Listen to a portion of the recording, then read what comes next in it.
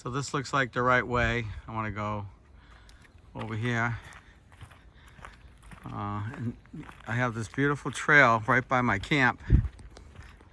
And there's the Osprey Lookout this way, so check this out. I just arrived in Charleston, South Carolina. And just exploring around my campground, seeing what's here.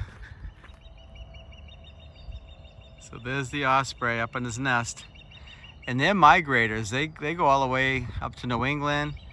And they winter down in Mexico. And you hear them? I guess this is his place here in South Carolina. And down here's a bunch of fiddler crabs. You see them in the mud? When you get close to them, they go in their holes. There's a bunch of them. See them there? Yeah. You can tell we're near the ocean. That's what they like, salt water. Well, welcome to Charleston, South Carolina. Right now I'm staying at a beautiful KOA campground, and it's very, very beautiful. In fact, I got a lake behind me, and it's also very quiet because the last couple of nights when I was staying in Savannah, Georgia, on my way heading north, it was very, very noisy. I was parked right next to a highway. There was lots of traffic. There was trains all running back and forth all night, and I couldn't sleep that well. But here, it's kind of remote, and it's just a beautiful setting. In fact, back behind me on the other side of the lake is a plantation. So it's and the people own all this land, and so it should be really good. In fact, I learned something about KOA. They have a couple of different choices. So if you're looking for a quick 1 or 2 night stay, you look for Journey. Those are ones that are right along the highway. But if you're looking for a holiday KOA, they're going to give you all kinds of amenities like a pool, a hot tub, and have all kinds of activities for children and so forth. That's what I like, and that's where I'm staying tonight. So tomorrow we're going to go into Charleston. We're going to check it out, and I hope you'll join us. Should be a lot of fun.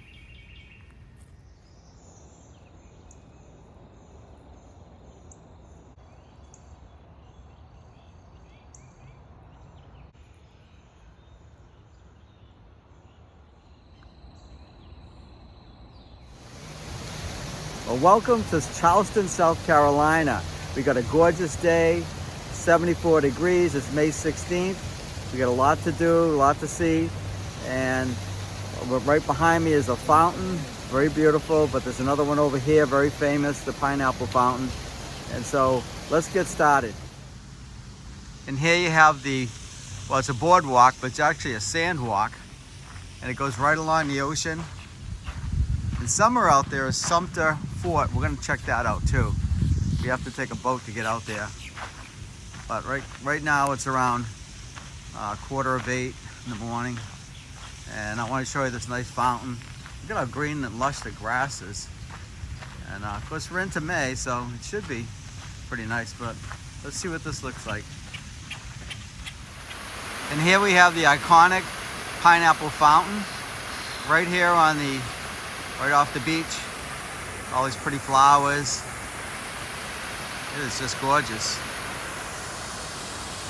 All these impatiens. It seems to me the common thread down here, and just like at Wormslow, are these tree tunnels from the live oaks. They grace this area. And I don't see as much Spanish moss on this one, but you got this beautiful fountain down here on the end. And what a great little pathway. It keeps you out of the sun, but you're right here on the water. And you have all this shade so you can keep out of the sun. And right now we're standing in front of Rainbow Row. We have all these different houses that are all different colors down East Bay Road. Very beautiful and very historical. And they have the gas lanterns. Very nice. Window boxes. Isn't this cool though? We got mustard brown. It's called East Bay Street Rainbow Row.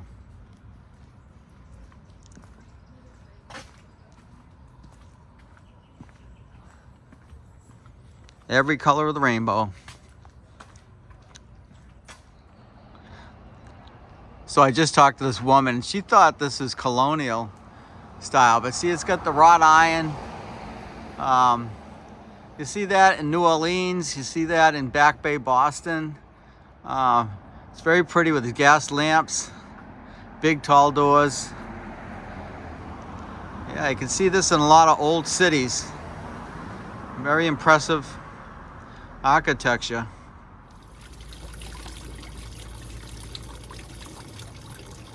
Charleston has a lot of maritime history.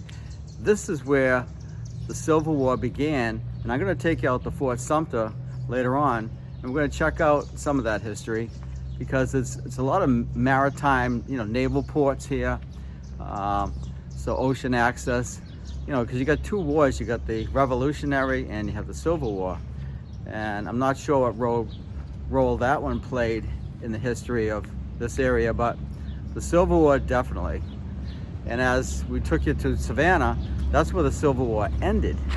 This is where it began. Savannah is where it ended. And just look at this waterfront. It's like I said, it's early Saturday morning, and you got this nice flowery boardwalk with beautiful estates behind, and a nice calm ocean. Looking out, there's the Atlantic Way out there. That's Fort Sumter. But yeah, it's just a gorgeous way to wake up, have your cup of coffee and stroll, walk your dog, whatever you want to do, go for a jog. But very, very nice, very pretty, very calm, very peaceful place, very colorful. And here along the waterfront, these plants are called oleander, and they're highly toxic, very poisonous to pets and people. Even if you touch them, you'll get a rash. But they're so pretty. It's worth the risk, right?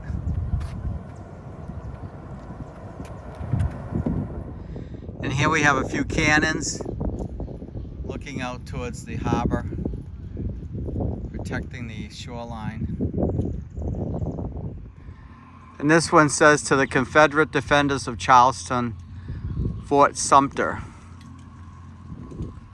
So it just goes to show, I just happened to come across this. What'd you call it? I got a weenie walk. A wiener walk. Look at these dogs. They're all over the place. We used to call them hot dogs. Yeah. Hot dogs.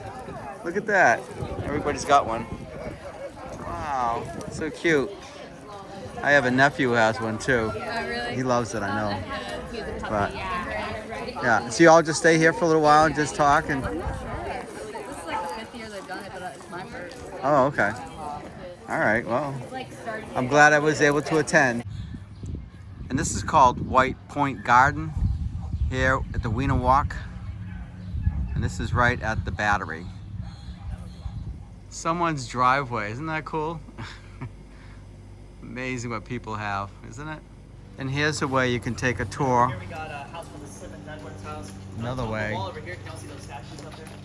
And whenever you see these pineapples in front of a house, that's a sign of welcoming hospitality, because you see it a lot down here. Well, one of the things about Charleston, and different from Savannah, there are no tall buildings here. These are all residential, and probably just here in a historical district, but that's a lot of times how I navigate. But without them, I have to use church steeples. So that's where we're heading now, to the cathedral, and we're almost there. So, yep. And here's what I was looking for. This is the Cathedral of St. John the Baptist. And that's how I set my landmarks, right up there. That's how you can easily get around.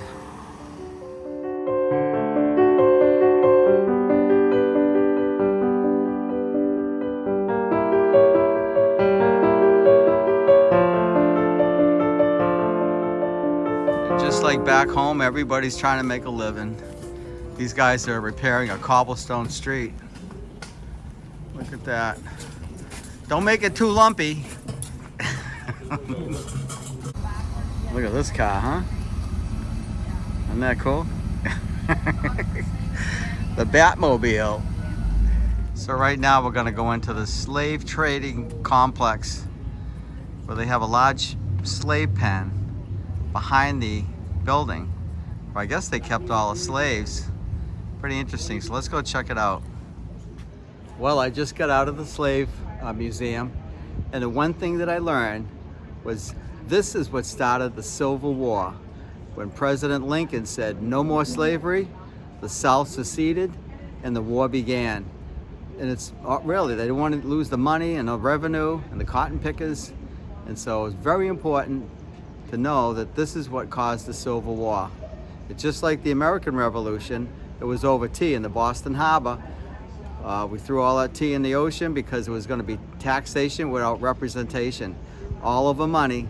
Money's the root of all evil. Very interesting.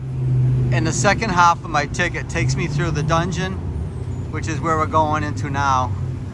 Really important in Charleston's history. So I'm going to make this storage history interesting, then we're going to go talk about why. Stairs were installed in the 1880s when this place was being used as a... And of course, right now we're in the dungeon.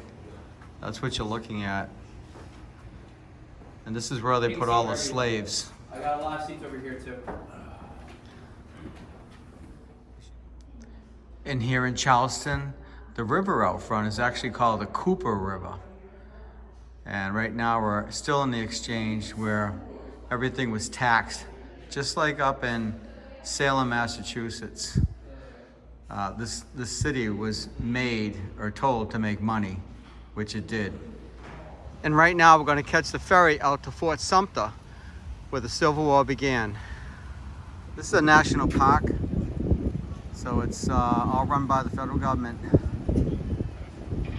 And this is the Arthur Ravenel Bridge, and that was a senator here in Carolinas, and he got the funding to build this bridge across the Cooper River. All aboard, over to Sumter, here we go. I don't know. Welcome to Fort Sumter. We're here. So what makes this Fort Sumter so important is this was a Union fort, and as soon as President Lincoln became elected, he wanted to abolish slavery, and the South Carolinians seceded from the Union because they didn't want to abolish slavery. They want their cotton picked cheaply. This fort was protected by the Union, and so when battle ensued, this is back in 1860, and they fought until they could fight no more, because what happened was one of the cannonballs came over from the mainland, landed right near where all the gunpowder was stored, and this whole place caught on fire. So they had to kind of give up and surrender to the South Carolinians at the time, I guess Confederates, and during the exchange, 2 soldiers were killed, and those were the first 2 killed that began the Civil War. And that's how it all started, right here in Fort Sumter. I just wanted to show you here at Fort Sumter, where that rope is on the left-hand side. That's a cannonball that didn't explode. And there's one over here too. This is the destruction when a cannonball does hit. They don't explode, but there's actually 3 types of cannonballs. One is one that explodes. The second one is one that knocks things down. So it just hits things really hard, knocks a bunch of bricks over. And the third one is a superheated cannonball. And that's one that they put in, they make it molten hot. So when it hits things, it just melts through everything, sets ships on fire. So this is right here, these are ones that look like they just knock things down, the ones in these walls. And I just got this verified. Steve the Ranger said this particular cannon will shoot 2 miles, thereabouts. And behind it is just a mortar. And this one here in the middle will shoot 1.5 miles. The one in the back 2 miles. In Charleston, South Carolina is a very busy seaport. Many of the automobiles, like BMW has a big plant here, and ship containers come in here all year long, delivering cars and parts and just about everything. But a very busy port. And also here in Charleston is the Yorktown. Now for a nice lunch here at the East Bay Deli, right across from the Sumter ferry terminal, and we're just having a nice turkey club sandwich. Delicious. And right now we're gonna check out this Charleston City Market. It's like it's just a whole bunch of shops inside a building. Let's see what it's all about.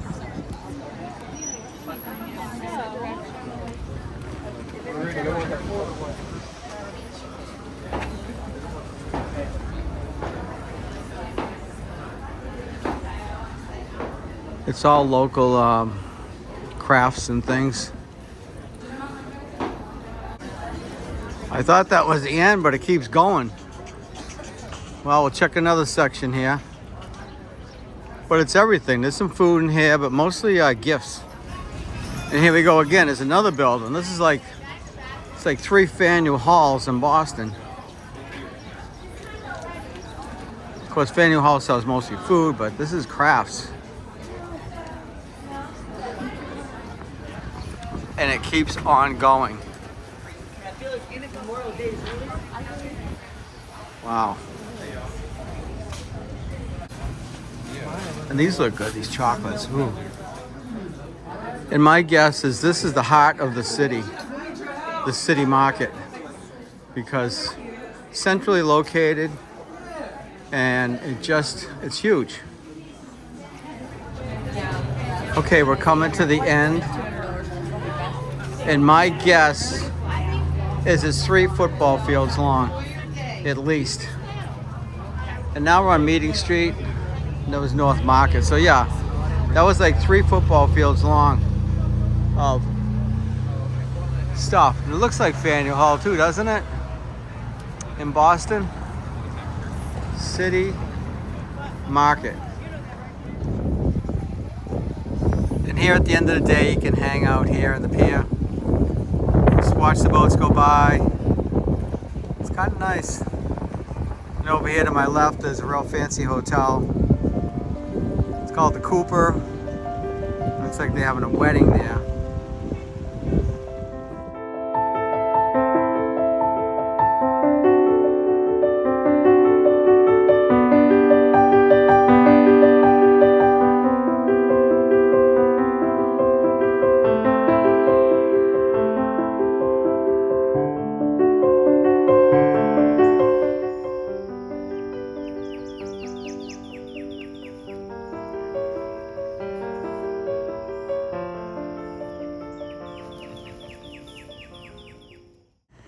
And this is called Angel's Tree.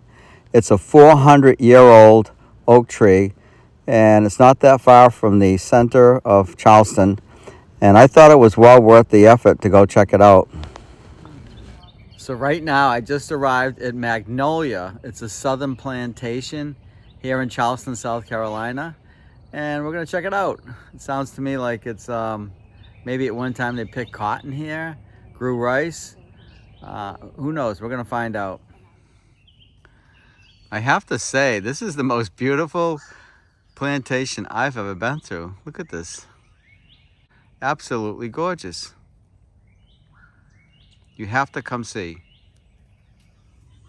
One thing I recommend when you come to Magnolia, bring some bug spray because the mosquitoes are horrendous.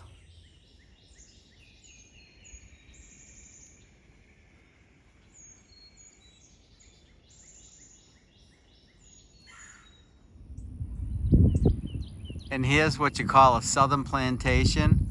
This happens to be the smaller from the one that burned down, but it gives you an indication how big they can get. And these are the slavery cabins where they kept the help to pick the cotton. And what's interesting about each of these slave quarters, 14 slaves would live in this little tiny room. Amazing. And typically the children would sleep up top. And remember the old saying, sleep tight and don't let the bed bugs bite, because you got to keep these ropes nice and tight so you don't sag. And there were a lot of bed bugs back then. So it's very important, old saying.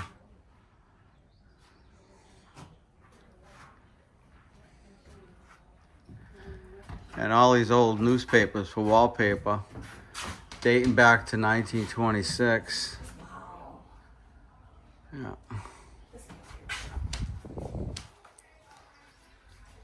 Yeah. See, 1920. I remember these in the newspaper when we had them packaged. Yeah, just a little. Yeah. One of the things I just learned about slavery was it really was the cause of the Civil War. And the plantation owners, they needed the slaves to grow all their cash crops, like tobacco, cotton, indigo, rice, particularly big cash crop. And so they weren't about to give them up that easily. And so they seceded from the Union. All the southern states decided they want to keep the slaves. And so this war ensued, and it was all over money. And even in the northern states, they still had slaves, but they were able to, once President Lincoln said, no more slaves, they were still able to retain some slaves for quite a while, but eventually, through the Emancipation Proclamation, it ended. And one other thing, back in the 1860s, when you bought a slave, it cost, in relative to today, about $160,000 per slave. The females were a little bit less, and what the plantation owners would do is when they bought the females, which were a little bit less money, they would impregnate them, and then they would sell those slaves to other plantation owners. So it became a big business, but they really needed the slaves to tend to their crops, and that wasn't going to go away very easily as far as they was concerned. Now we're going to go aboard the USS Yorktown, big aircraft carrier decommissioned in the 70s. Look at that thing. Here in Charleston. This is a very powerful beginning to my tour of the USS Yorktown. This is the chapel. Not everybody makes it off this ship.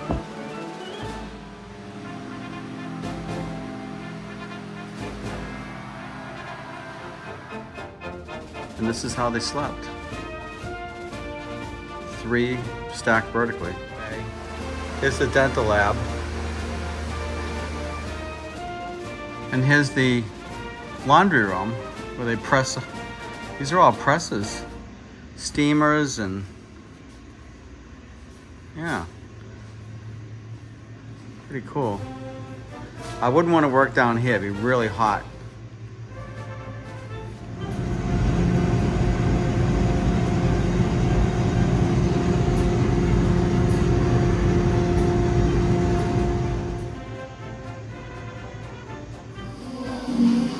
And here's the cafeteria. Pancakes, bacon, and looks like eggs and French toast. Sick bay, here you go. And here's the operating room if you have something really serious.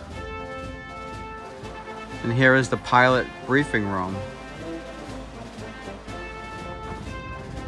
And here's the flight deck.